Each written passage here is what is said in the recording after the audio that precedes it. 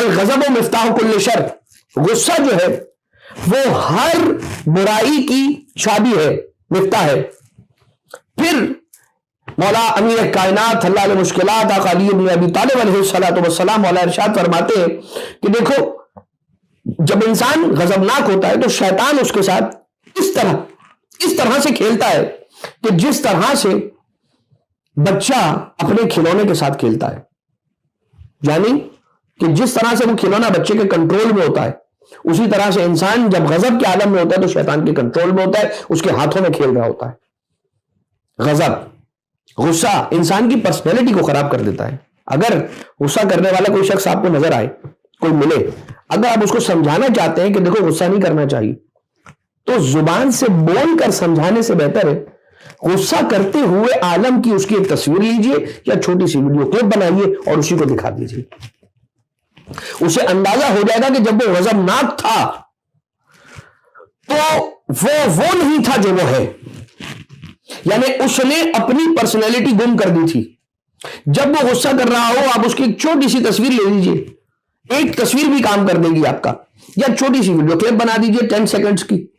جب وہ کلپ یا جو تصویر اسے دکھائیں گے نا، وہ کہے گا یہ کون ہے،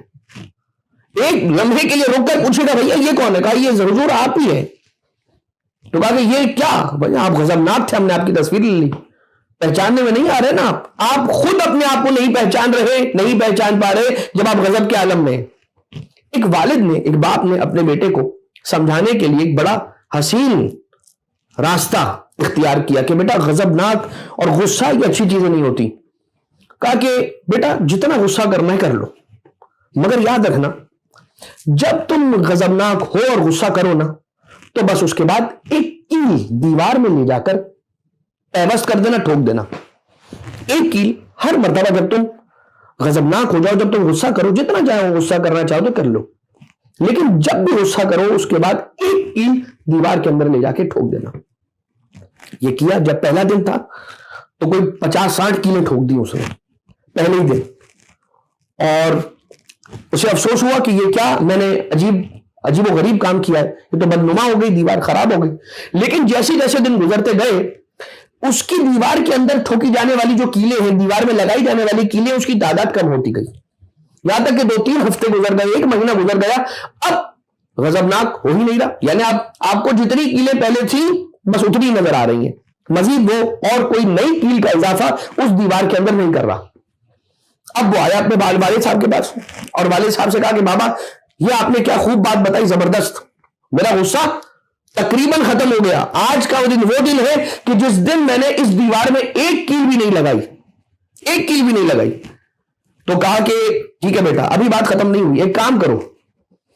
اب آج سے یہ کرنا کہ جب تمہیں غصہ آئے اور تم غصہ پی جاؤ تو اس دیوار سے ایک کیل نکال لینا،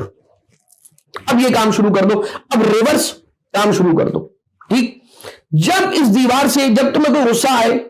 جب تمہیں کسی پر بہت شدید غضبناک ہونے کا دل چاہ رہا ہو، پھٹ پڑنے کا دل چاہ رہا ہو،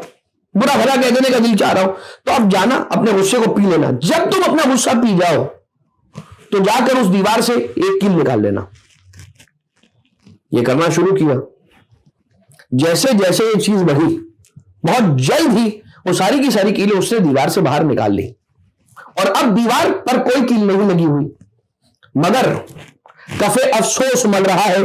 کیا کہتا ہوا کہ بابا یہ دیوار تو خراب کر دی میں نے، اور میں نے ہی خراب کی ہے، یہ دیوار میں نے خراب کی ہے، تو اب اس کا کیا حل ہے بابا بتائیے، اس کا کیا حل ہے؟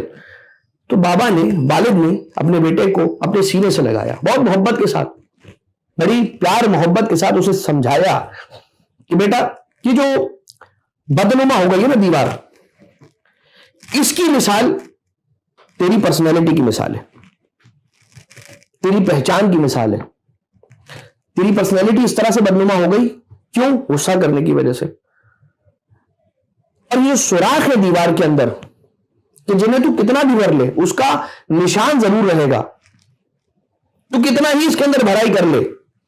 اگر اس بھرائی کو ہٹایا جائے گا تو پرانے نشانات ضرور نکل کے سامنے آ جائیں گے، وہ ختم نہیں ہوں گے نشانات۔ ان سوراخوں کی مثال تیرے غضب اور غصے کی وجہ سے مومنین کے دل میں لگنے والی وہ چوٹیں ہیں، جو تو کچھ بھی کر لے، وہ نشانات، وہ زخم جو تو نے انہیں اپنے غصے کی وجہ سے دیے ہیں، وہ تا حیات رہیں گے، وہ بھولیں گے نہیں، وہ معاف ضرور کر دیں گے تجھے مگر وہ بھولیں گے نہیں۔ کیا اچھی، کیا خوب مثال ہے کہ یہ دیوار بدنما دیوار انسان کے اپنے کیریکٹر اور پرسنالٹی کو خراب کر دیتی، جس طرح سے اس طرح سے یہ مثال ہے۔